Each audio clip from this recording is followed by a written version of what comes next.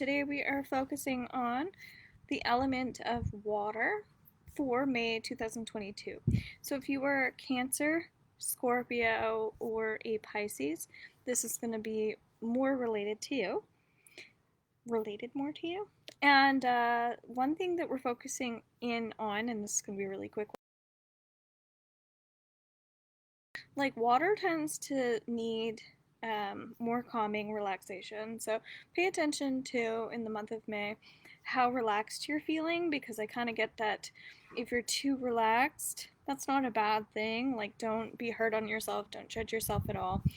Please make sure you watch your sun, moon, and rising, because that's going to be relative. This is the last sign that I need to do. That's going to be underneath YouTube, playlists, monthly astrological sign readings. Okay? And the other thing is I want to focus in on the first week of May.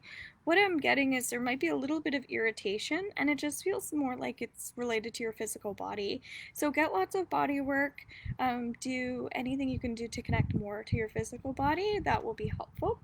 And then when we go into the second week of May, I get that there might be some turbulence as well. It feels like it's more outside of your environment more than inside of your environment, but you might find that it's still emotional for you. So again, just kind of like ground as much as you can and do your best with it.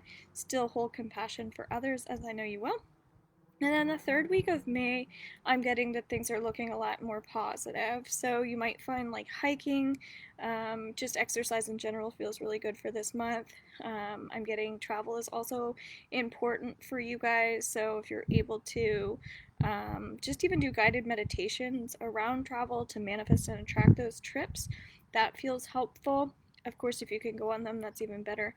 And then the last week of May, I'm getting that there's some really strong energy. So for some people, it'll be that you've overcome so many obstacles, and then for other people, it might be a little overwhelming for you. So it's going to kind of depend on how you create your weeks. My recommendation is always to look back at the months before as well, and really just kind of notice like where you've been strengthening your energy and maybe where you're kind of lacking as well, without fixating on that. Just be mindful of it, and that's going to make an impact for your month. I hope you guys enjoy.